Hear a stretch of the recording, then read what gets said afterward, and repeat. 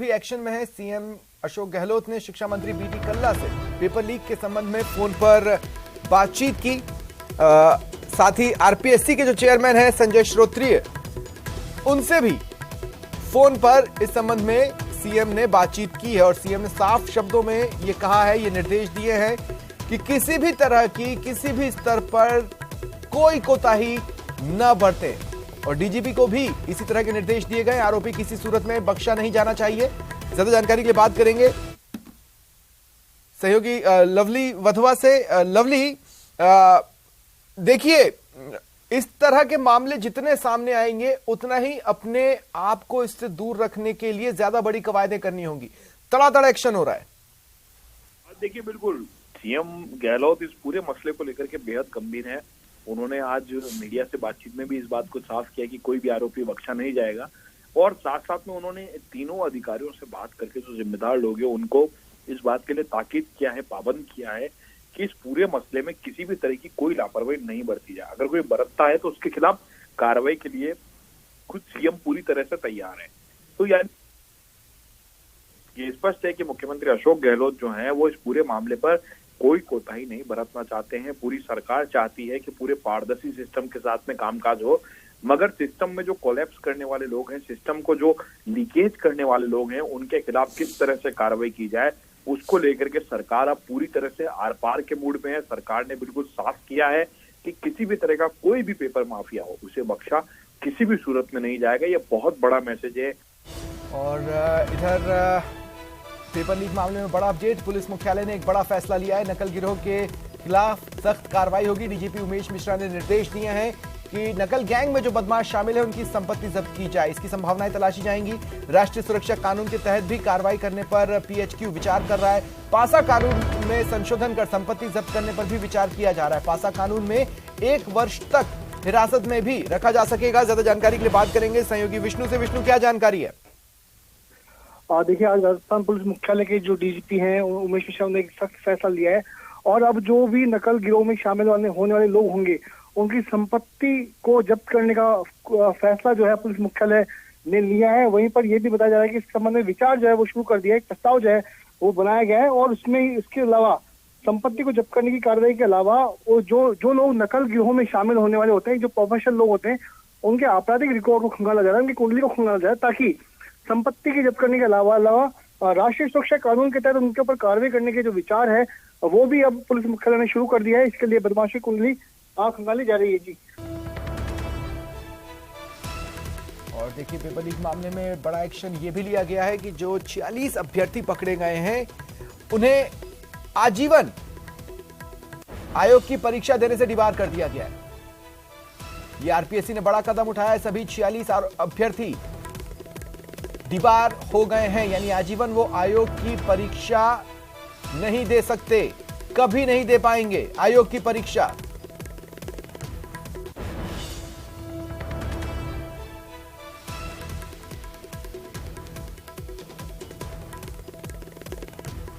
Debar हो चुके हैं ये 46 अभ्यर्थी, सभी के सभी। अगर आयोग से जुड़ी सरकारी नौकरी में अपने भविष्य का सपना देख रहे थे तो अब उसे देखना छोड़ दें। जिस तरह की करतूत की है उसके बाद इन्हें हक नहीं बनता और इसीलिए इन्हें डिबार कर दिया गया है। खिलवाड़ हो रहा है, ये बिल्कुल हम बर्दाश्त नहीं करेंगे। पुलिस प्रशासन मुर्दाबाद, मुर्दाबाद, मुर्दाबाद। आखिर ऐसा कौन सा कारण है जिसके कारण से ये पेपर इन गैंगों के हाथ में चला जाता है? राजस्थान में एक और पेपर लीक।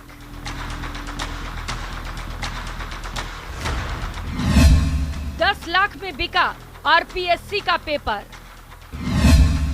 चलती बस में सॉल्व कर रहे थे 44 छात्र।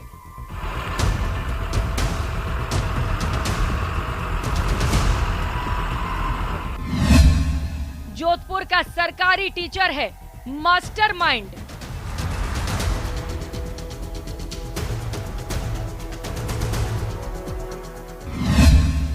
किराए पर ली बस और पूरा प्लान तैयार।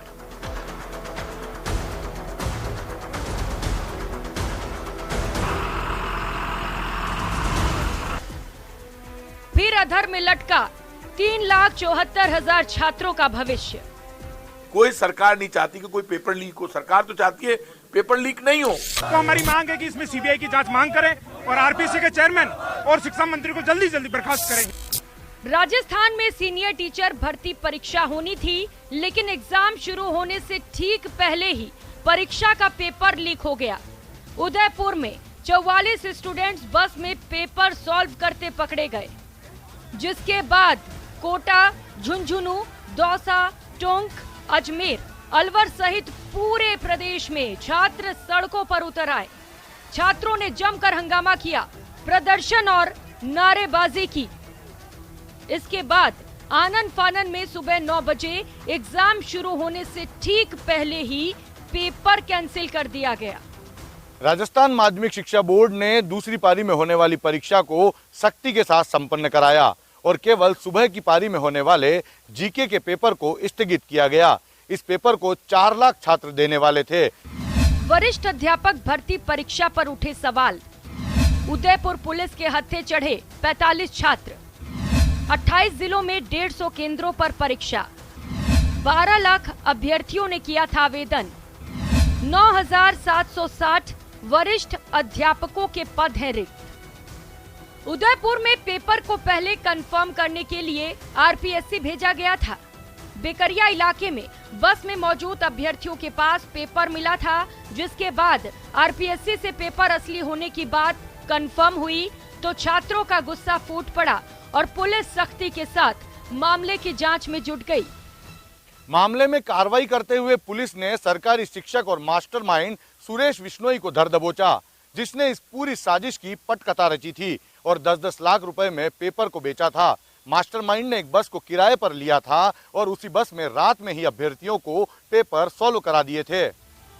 मामले में धरपकड़ करते हुए पुलिस ने जोधपुर के रहने वाले सरकारी शिक्षक और मास्टरमाइंड सुरेश बिश्नोई को धर दबोचा, जिसने ही पूरी साजिश की पटकथा लिखी थी और 10-10 लाख रुपए में पेपर को बेचा था। मास्टरमाइंड ने इसके लिए एक बस को किराए पर लिया था और रात में ही पेपर को बस में सॉल्व करा लिया था। मामला बढ़ने के बाद सियासत भी तेज हो गई। केंद्रीय जल शक्ति मंत्री गजेंद्र सिंह शेखावत और नागौर सांसद हनुमान बेनीवाल ने ट्वीट पर अपनी प्रतिक्रिया दी और राजस्थान सरकार पर सवाल खड़े कर दिए। पेपर लीक मामले में राजस्थान को देश का नंबर 1 राज्य बना दिया। इस पीड़ा को सरकार न समझ रही है, न परीक्षा करने वाले समझ रहे हैं। आखिर ऐसा कौन सा कारण है जिसके कारण से ये पेपर इन गैंगों के हाथ में चला जाता है? सरकार के संरक्षण में पेपर माफिया इस कदर पनपा है कि पूरे सिस्टम पर हावी है। इस सरकार के गाल पर तमाचा है। लगातार उसी घटना में एक किस्सा और जुड़ गया, जब सेकंड ग्रेड की भर्ती परीक्षा का पर्चा पहले लीक हो जाता है। अशोक गहलोत सरकार को, कांग्रेस पार्टी को शायद इल्म नहीं है कि उन्होंने कितने राजस्थान के नौजवानों के सपने तोड़े हैं। और ये सरकार की मिली भगत के कारण खेल हो रहा है। राजस्थान के रोजगार, बच्चों के साथ के भविष्य के साथ खिलवाड़ हो रही है। वहीं सीएम अशोक गहलोत ने भी तुरंत मामले का संज्ञान लिया। राजस्थान वो राज्य, पहला राज्य देश के अंदर जिसने लोगों को जेल में डाल रखा है। आज भी जो जिसने ये हरकत की है, सख्त उनके खिलाफ कार्रवाई होगी। असेंबली में कानून बना दिया, अब इसका कड़ी से कड़ी सजा मिलेगी और जो तो और कड़ा कानून बनाएंगे और किसी कीमत पर यहाँ लीक नहीं होने देंगे। कोई सरकार नहीं चाहती कि कोई पेपर लीक हो, सरकार तो चाहती है पेपर लीक नहीं हो।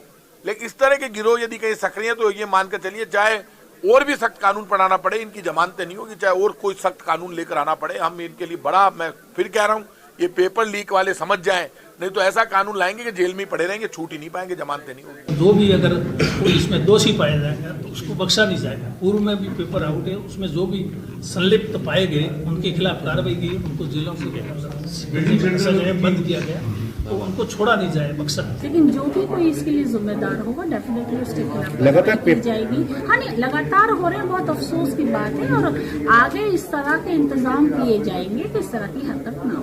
अभी 40 से ज्यादा लोग, जिसमें कैंडिडेट्स, मेजोरिटी कैंडिडेट्स हैं जो जालौर को बिलोंग करते हैं, और कुछ लोग ऐसे हैं जो उनको पेपर सॉल्व करवाने में मदद कर रहे हैं, तो उनको पकड़ा गया है अभी।